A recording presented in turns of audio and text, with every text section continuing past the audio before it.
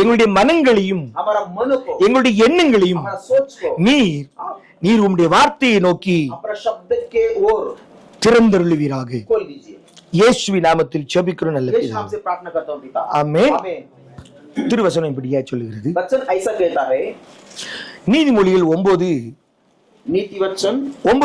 ஆண்டவர் சொல்றாரு, படிக்க வேண்டாம். 9:9 ஆண்டவர் சொல்றார், ஞானவானுக்கு போதகம் பண்ணு, அவன் ஞானத்தில் தேறுவான். நீதிமானுக்கு உபதேசம் பண்ணு, அவன் உன்னை நேசிப்பான்.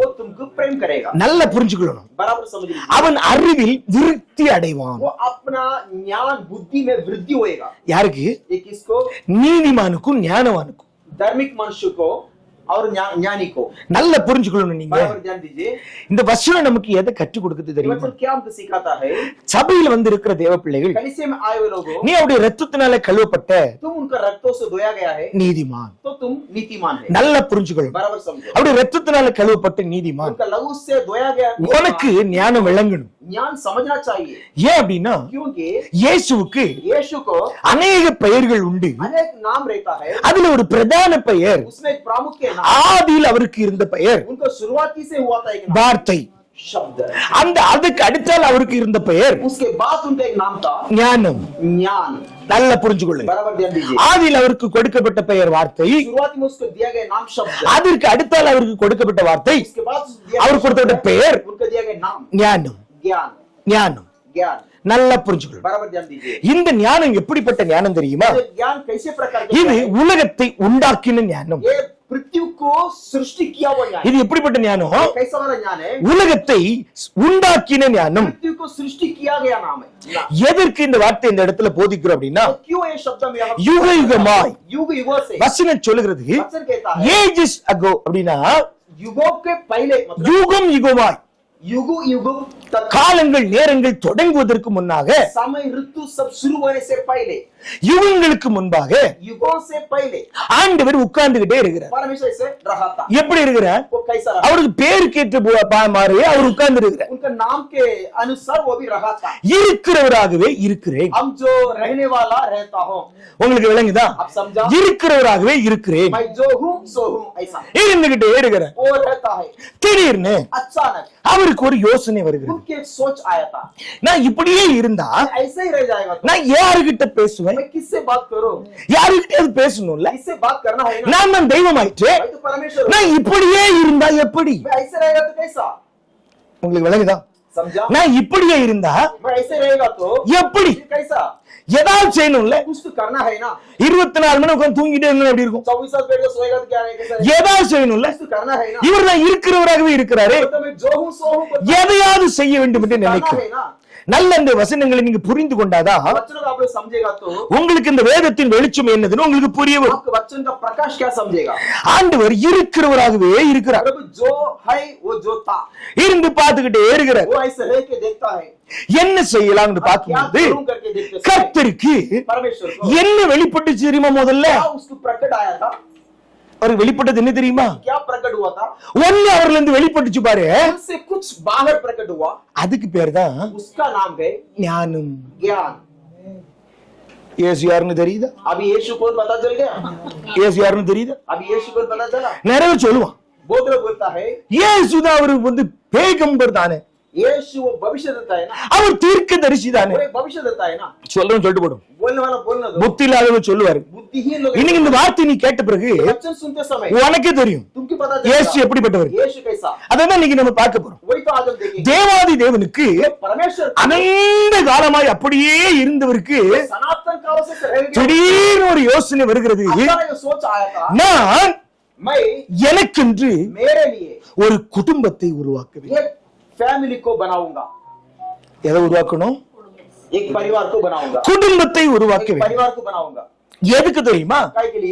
இவர் வந்து அவருடைய குடும்பத்தில் अपना परिवार में உறவாட வேண்டும். जो बातचीत करना है, மன மகிழ்ச்சியா இருக்க வேண்டும். आनंद से रहना है. இதுதான் அவருடைய திட்டம். ये उनका योजना. இந்த திட்டம், ये योजना, திட்டத்துக்கு என்ன செய்ய அப்படின்னு யோசிக்கும் போது क्या करेंगे सोचता है. ஆண்டவர் யோசித்துக் கொண்டிருக்கிறார். सोचता है உடனே तुरंत அவரில் இருந்து ஒன்னு வெளிப்படுகிறது. उससे प्रकट होता है. என்ன அப்படின்னா क्या बाहर आता है? ஞானம்.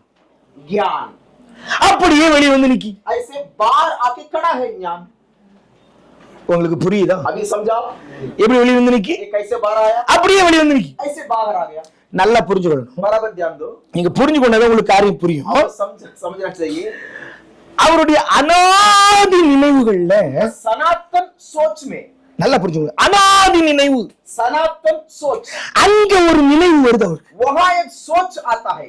அங்க ஒரு நினைவு. वहां एक सोच आता है. நான் मैं என்னை போல मेरे जैसा ஒரு கூட்டத்தை உண்டாக்கி झुंड को बना के அவர்களோடு நான் உலாவ வேண்டும், उनके साथ में फिरना, அவர்களோடு பேச வேண்டும். उनसे बोलना चाहिए. நல்லா புரிஞ்சுக்கொள்ளுங்க.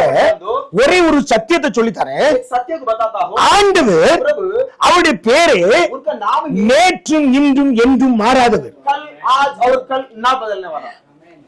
ஆண்டவரால மாறவே முடியாது. परमेश्वर से बदल नहीं पाएगा. நல்லா புரிஞ்சுக்கொள்ளணும். बराबर.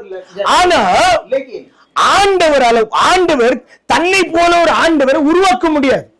परमेश्वर अपने जैसा और एक परमेश्वर को नहीं बना पाएगा. நல்லா புரிஞ்சுக்கொள்ளணும். बराबर ध्यान दो.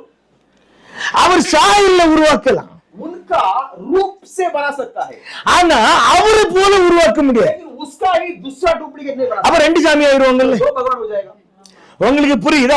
அப்படி உருவாக்க முடியாது. ऐसा बना नहीं पाएगा. அப்ப இந்த வார்த்தையை நீ புரிந்து கொண்டாதான் शब्द समझेगा, வேதத்தின் வெளிச்சம் என்னன்னு உங்களுக்கு புரியும். वचन का प्रकाश क्या आप समझेंगे. அப்ப அவருக்கு ஒரு குடும்பத்தை உருவாக்கணும், झुंड को बनाना है, அப்ப ஒரு தனக்கான ஒரு சொந்தத்தை உருவாக்க வேண்டும் என்று ஆண்டவர் விருப்பப்படுகிறார். अपने रिश्ता बनाने के लिए परमेश्वर इच्छा किया था. அப்ப என்ன நடக்கு தெரியுமா? क्या हुआ था? அங்க वह ஆண்டவருக்குள்ள प्रभु का अंदर, ஆண்டவர் எப்படிப்பட்டவர்? प्रभु कैसा है? அவர் ஜோதியா இருக்கிறார் இல்லையா? ज्योति है. அவருக்குள்ள उनका अंदर ஏதோ ஒன்று कुछ तो நியூக்ளியர் பாம் பிளாஸ்ட் ஆன மாதிரி ஒண்ணு நடக்கு. अणु बम मेरा ब्लास्ट होता जैसा कुछ तो हुआ उसका अंदर. உனக்கு புரியல? समझा? இப்ப புரியாது. अभी नहीं समझेगा. போக போக போக உங்களுக்கு புரியும். जाते जाते समझेगा. போக போக போக என்ன ஆகும்? जाते जाते தெய்வம் வெளிப்படுத்தணும் உங்களுக்கு சொல்றேன். परमेश्वर प्रकट कर देगा. பவுல் சொல்லும்போது சொல்றேன், पौलुस कहता है கிறிஸ்து எனக்கு வெளிப்படுத்தின அந்த உபதேசத்தை, यीशु मुझे सिखाया था वो उपदेश को, அந்த உபதேசத்தை நான் உபதேசமாய் சொல்லுகிறேன். वो उपदेश को मैं आपको उपदेश करता हूं. அதனால இன்னைக்கு வரைக்கும் பவுலோட பிரசங்கத்தை பேசுறோம். इसलिए आज तक पौलुस का जो எனக்கு கிறிஸ்து கற்றுக் கொடுத்த உபதேசத்தை, मुझे जो यीशु सिखाया था वो उपदेश, அந்த உபதேசத்தை நான் உங்களுக்கு वो சொல்றேன். उपदेश मैं आपको सिखाता हूं. அதனால பவுல் இப்படி சொன்னார். पौलुस ऐसा कहता है. சபையில் போதகன் என்பவன் யார் தெரியுமா? इससे मैं जो उपदेश, போதகன் யார்? போதகன் कौन उपदेशक? அதை சொல்லும்போது பவுல் சொல்றார், ஆதி காலம் முதல் शुरुआती पास தலைமுறை தலைமுறைக்கும் जो पीढ़ी पीढ़ी பரிசுத்தவான்களுக்கு पवित्र लोगों को மறைக்கப்பட்ட छुपाया அந்த ரகசியமானது रहस्य சபையில் வெளிப்படும்படியாய் நான் உங்களுடைய சபைக்கு போதகனானேன். मैं तुम्हारा कलीसिया को उपदेश बन के रहता हूं. அல்லேலூயா. हालेलुया. அப்ப சபையில तो कलीसिया में பாஸ்டர்னா யாரு? पास्टर बोले तो அவன் தெய்வத்துடைய ரகசியத்தை சொல்லணும். वो परमेश्वर रहस्य को बताने वाला. சும்மா வாயில வந்தாலும் வடை சுடக்கூடாது. कुछ मुंह से आता वो बोलते नहीं बैठने का. நல்லா புரிஞ்சுக்கணும். बराबर ध्यान दो. அதான் ஆண்டவர் சொல்றேன்னு அழகா சொன்னார். इसलिए प्रभु कहता है எப்படி பிரசங்கம் பண்ற அப்படியே பண்ணு. कैसा प्रचार करते हो तुम ऐसा करते रहो. நான் வர வரைக்கும் பண்ணு. मैं आने तक करो. ஹல்லேலூயா. हालेलुया.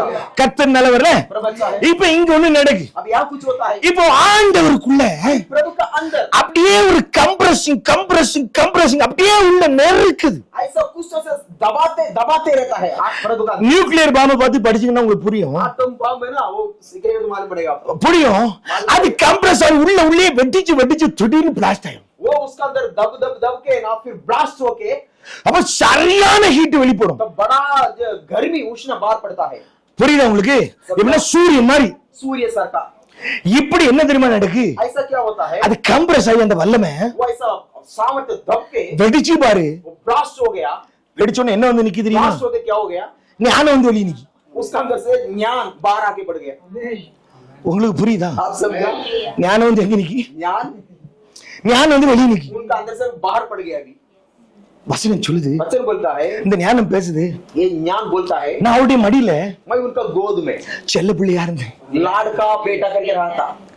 உங்களுக்கு விளங்குதா? समझा? அவருடைய மடியில उनका गोद में நான் செல்ல பிள்ளையா இருந்தேன். मैं लाडका बेटा था. அவர் என்ன, அவருக்கு वो उसके लिए பிதாவாகிய தேவனுக்கு पिता को ஈனம் புரியாத ஒரு சந்தோஷம். उसको कुछ मालूम नहीं ऐसा ஏன்? हो गया. क्यों? ஒருத்தருமே இல்லாத இடத்துல कोई भी नहीं ऐसा. அவருக்கு ஒரு பிள்ளை. उसका एक बेटा. எத்தனை வருஷம் கழிச்சு கிடைச்சிருக்கு? ये कितना साल के बाद मिला? ஆபிரகாமுக்காவது 25 வருஷம். अब्राहम को सिर्फ 25 साल के बाद। ஆனா இந்த புள்ள எப்போ வந்திருக்கு? ये बच्चा कब आया? நீ வருஷத்தை கணக்கிலே கொள்ள முடியாது. उसका सालों का तुम हिसाब नहीं कर सकते। ஒன்ன போட்டு நீ எத்தனை ஜீரோனாலும் நிரப்பிக்க.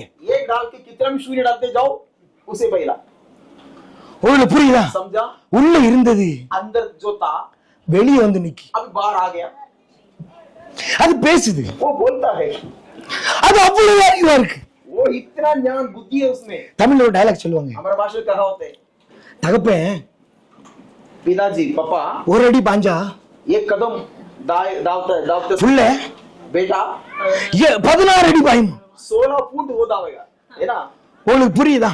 समझा? இப்ப இது அவ்வளவு ஞானத்துல இருக்கு. இது इतना ज्ञान भरा हुआ वो है ये। கொஞ்சம் விட்டா இது வெடிச்சிடும். थोड़ा छोड़ेगा तो अभी वो बेटा वो फुट जाएगा। நல்லா புரிஞ்சுக்கொள்ளுங்க. समझो என்ன நடக்குது அப்படின்னா क्या होता है यहाँ पे? ஒரே பவர், एवढं सामर्थ्य, ஒரே பவர், एक ही सामर्थ्य, ஒரே வல்லமை एक सामर्थ्य அப்படி ரெண்டா பிரியுது. अभी 2 विभाग हो गया। நல்லா புரிஞ்சுக்கணும். समझा? அது ஞானமா வந்து நிக்கி. वो ज्ञान का रूप से आ गया। உங்களுக்கு புரியுற பாஷையில சொல்றேன் பாருங்க. आपको समझने जैसा बताता हूँ। ஏன்னா क्योंकि இந்த கடவுள் அப்படின்றா கடவுள்னா யார்? ये जो परमेश्वर बोलते कौन है? நிறைய பேருக்கு விளங்குறது இல்ல. கடவுள்னா யார்? बोलते समझता है परमेश्वर म्हणजे कौन? கடவுள் ஏன் மனிதனை परमेश्वर क्यों मनुष्य को தன் சாயலாக படைக்க வேண்டும்? अपना रूप से बनाने का ஏன்? क्यों? எல்லாரும் நினைக்கீங்களே आप लोग समझ विचारते करते हैं அவருக்கு ஏன் அவர் சாயல்ல மனுஷனை படைக்கணும்? वो उनका रूप से क्यों मनुष्य को बनाने का? உங்களுக்கு ஒரு கேள்வி இருக்குல்ல, आप लोग सोच रहे हैं ஏன் அப்படின்னா क्यों ऐसा? கொஞ்சம் யோசனை थोड़ा பாருங்க. सोच के देखिए। நமக்கு எப்படி கை கால்கள் உண்டோ जैसा हमारे हाथ पैर है அப்படியே ऐसा தெய்வத்துக்கு உண்டு. परमेश्वर को भी है। நமக்கு எப்படி 2 கண்கள் உண்டோ जैसे 2 आंखें हैं அப்படியே தெய்வத்துக்கும் உண்டு. वैसा परमेश्वर को भी है। நமக்கு எப்படி மூக்கு உண்டோ हम भी जैसे नाक है அதுல 2 ஓட்டை இருக்குதோ उसमें 2 होल रहता है அப்படியே தெய்வத்துக்கும் உண்டு. वैसे परमेश्वर को भी है। நல்லா புரிஞ்சுக்கணும், நாம அவருடைய சாயல். हम उसका प्रतिरूप। ஆனா ஒண்ணே புரிஞ்சுக்கொள்ளுங்க. समझ लीजिए। இப்ப கொஞ்சம் என்ன கொஞ்சம் கவனமா பாருங்க. यहाँ पे लक्ष्य दिया तुम्हें। உங்க கை आपका हाथ கால் செய்யற வேலையை செய்யாது. जो हाथ जो काम करता है ना वो काम हाथ नहीं करता है। पैर जो काम करता है वो हाथ नहीं वो करता. हाथ नहीं करता है। கரெக்டா இல்லையா? बराबर ना? உங்க கண்ணு செய்யற வேலையை आपका जो आप जो काम करता है உங்க காது वो செய்யாது. काम नहीं करता। உங்க வாய் செய்யற வேலையை तो मुंह करने वाला काम உங்க மூக்கு செய்யுமா? आपका नाक करेगा செய்யாதுல்ல. नहीं। அப்போ ஒவ்வொரு அவயங்களும் तो एक एक अवयव में ஒவ்வொரு வேலை செய்யறது. एक ही काम है। அதே போலதான் इस तरह தெய்வத்துடைய परमेश्वर का ஒவ்வொரு அவயமும் एक एक अवयव ஒவ்வொரு வேலை செய்யும். एक एक काम करता है। விளங்குதா உங்களுக்கு? समझा?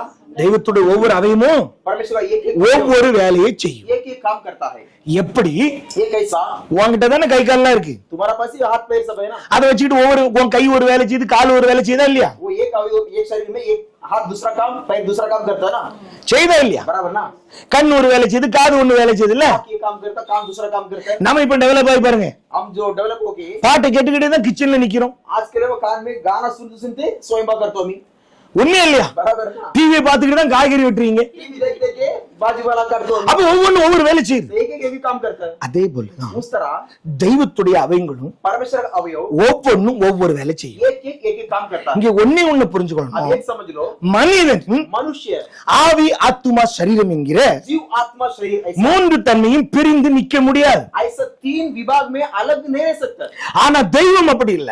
परमेश्वर ऐसा தெய்வம் என்பவர் परमेश्वर जो है அவர் பிதா குமாரன் பரிசுத்த ஆவி என்கிற பெயர்ல वो पिता पुत्र पवित्र आत्मा का नाम அவர் பிரிந்து நிக்க முடியும். वो अलग अलग रह सकता है। அதுதான் அவருடைய வல்லமை. वो है उनका सामर्थ्य। ஆனா மனிதனுக்கு அது கிடையாது. लेकिन मनुष्य का ऐसा नहीं। ஆனா நாம எப்படி ஆவி ஆத்துமா சரீரம் மூன்றும் ஒன்றா இருக்கிறோமோ हम प्राण आत्मा शरीर 3 एक साथ रहता है। அதே பிரகாரமாய் इस तरह பிதாவாகிய தேவனும் पिता परमेश्वर நம்ம ஆராதிக்கிற கர்த்தரும் हमारा केवल பிதா குமாரன் பரிசுத்த ஆவி என்கிற அந்த 3 பேரும் ஒன்றா இருக்கிறார்கள்.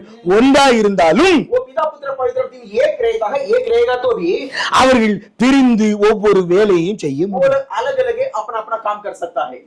நல்லா புரிஞ்சுக்கொள்ளுங்க. बराबर जान दो। அப்ப அதை எப்படி செய்வாங்க ये कैसा करता है? நம்ம விளங்கணும்ல.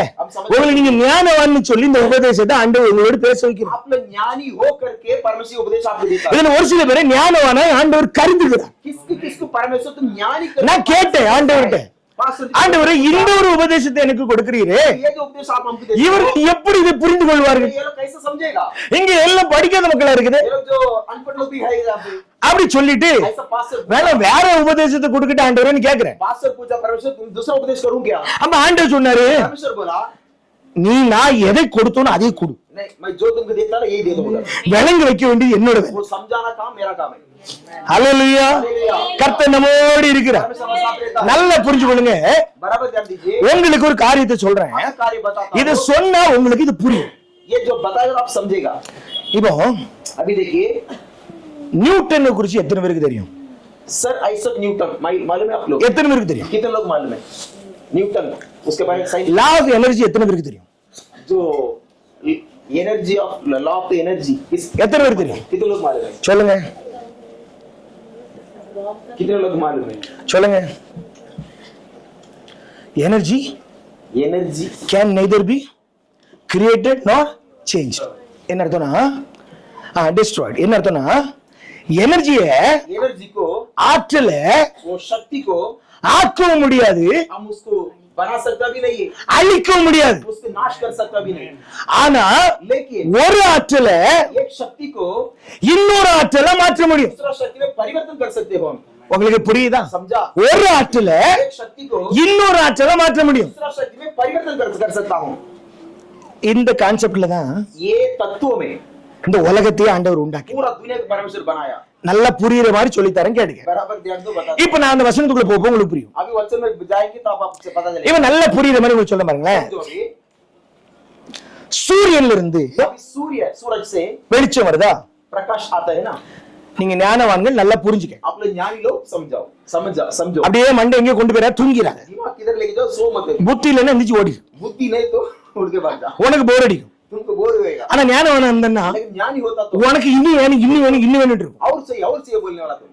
அப்போ சூரியன்ல இருந்து வெளிச்சம் வருது இல்ல, सूर्य से प्रकाश आता है. அங்க ஒரு சின்ன சோலார் பேனல் வச்சிருக்காங்க. वो छोटा सोलर पैनल ऐसा रखा हुआ है. வச்சிருக்காங்க இல்லையா? लगा है ना. அது சூரிய ஒளி என்கிற वो सूर्य प्रकाश அந்த ஆற்றல உள்ள வாங்கி वो उसको पैनल लेके உனக்கு तुम्हारे लिए அத பவரா மாத்துது. उसको तो इलेक्ट्रिसिटी बना के देता है. அப்ப அந்த வழியா உன் வீட்டுல வந்து லைட் எரியுது. तो उसके द्वारा तुम्हारे घर पे लाइट जलता है.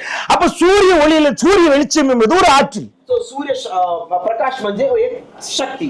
நல்லா புரிஞ்சுக்கணும். அந்த ஆற்றல वो शक्ति को இந்த சோலார் பேனல் तो सोलर पैनल இன்னொரு ஆற்றலா மாற்றுது. अब दूसरा शक्ति करके रूपांतर करता है. மாற்றி உன் வீட்டுல லைட் எரியுது. तुम्हारे घर पे लाइट जलता है. விளங்குதா? समझा? விளங்குதா உங்களுக்கு? समझा?